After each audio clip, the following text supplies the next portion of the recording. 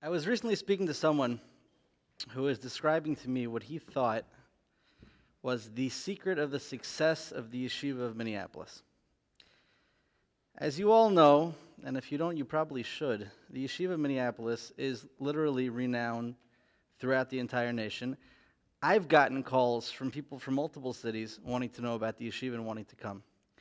And I was speaking to someone, what is it about the yeshiva? It's 4 years old. How does it get such a renown in so short a time? What is it? And this person told me, a very insightful person, by the way, he said, it's because every single decision that is made in the yeshiva is made with one goal in mind. What is best for the students of the yeshiva? It sounds very, very simplistic. Yet if every institution in the world were as simple, we all know what things would look like. This, I believe, is the secret to our community. It's not just the yeshiva, but every organization. Every organization in our community makes decisions based upon what Hashem wants. Sounds very, very simplistic, but we all know that it's true. What a community doesn't really define a community. It's more why it does it that really defines it. And like we said before, every decision made in this community, Torah is at the core. Now, sometimes it's hard to see this, so I've decided to make it a little bit easier. I've actually made a little diagram, small little diagram, that shows us how Torah builds community, how Torah drives our community, how Torah drives every single thing that happens. I call this process building Torah infrastructure. Starts with Torah teachers.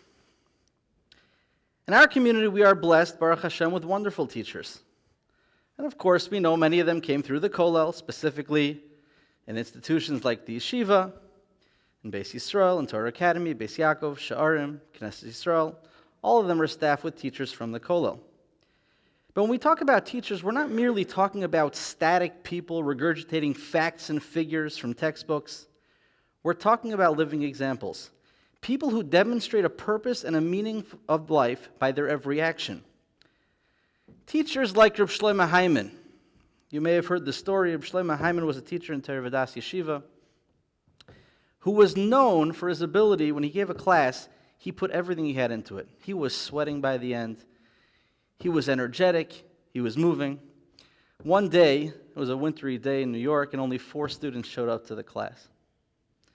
Rabbi Hyman walks in, starts his shiur, and he's putting every ounce of energy he has into this shiur. You can imagine a cavernous room, usually 150 boys there, 4 boys. And he's screaming, and he's going on, and he's shouting, and he's putting everything he has into it for 4 boys in the room. So the students picked up on this, and one of the students said, Rebbe, there's only 4 of us. Shlomo Hyman looked at the boy and said, I don't see 4. I see thousands. I look at you, I see your children, I see your grandchildren, I see your great-grandchildren, I see your students, and their students. A Torah teacher is not about somebody who just gives over information to the person sitting in front of them, but somebody who realizes they are an integral part of the Messiah of Klal Yisrael. And this is what's going to keep us alive for the future. Have you ever been pulled into a circle by Rabbi Kahan? I have. Has anybody ever been the recipient of one of the Kahan's megawatt smiles? Most of us probably have. The Kahans truly exemplify what it means to be a Torah teacher. Their dedication, exuberance, and energy they put into the Bachrim at the Yeshiva and the students of Torah Academy through Sha'arim, it's absolutely clear that this is not merely a couple who teaches because it's their job, but because this is who they are. I first met Rabbi Kahan in Yeshiva in Israel. We weren't particularly close then, but he was a very popular fellow. Later, we were both in Lakewood. Hashem arranged that he would overhear a conversation I had with a mutual friend about a kollel in Minneapolis. The rest, they say, is many hours studying, many classes taught, many lives touched, and many lifelong friends made by Rabbi and Mrs. Kahan in our community.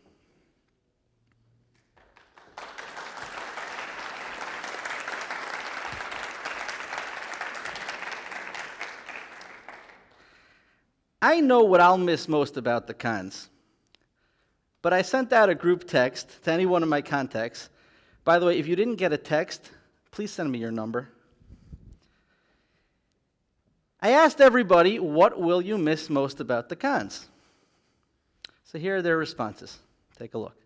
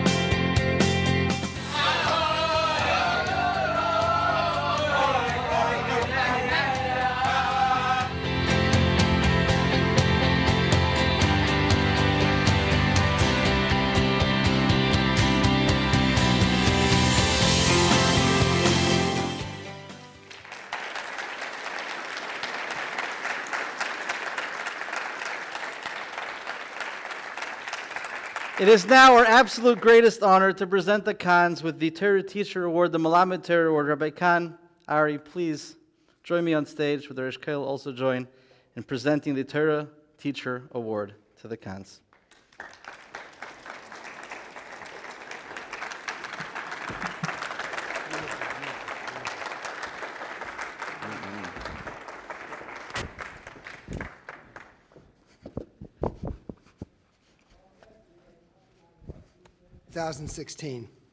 Rabbi and Mrs. Ari Kahan, we are presenting you with the Torah Teacher Melamed Torah Award in recognition of your deep and sincere commitment to Harbatzas HaTorah. You have served as Torah teachers and leaders in our community in many ways.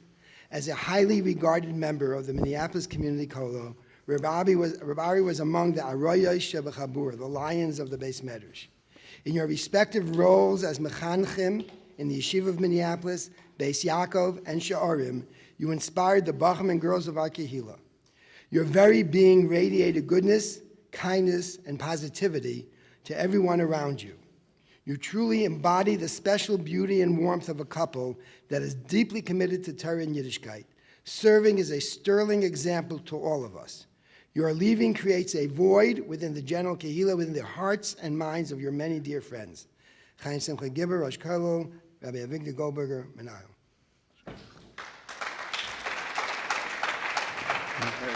Photo up.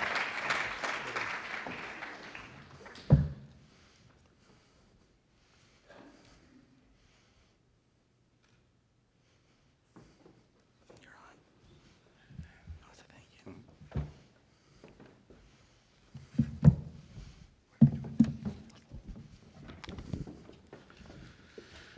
Wow, I didn't think I'll get emotional, but leave it up to Rabbi Goldberger. I'm extremely honored and humbled to receive the Melamed Torah Award on behalf of my wife and myself. My tefillah to the Rebbeinu Shalom is that I should be able to live up to this title, and we should be able to continue to teach Jewish children for many years to come.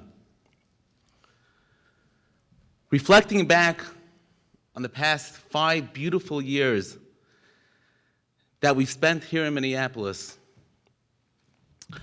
I've come to realize that it's not us who should be receiving this award. It's you, the Jewish community of the Twin Cities.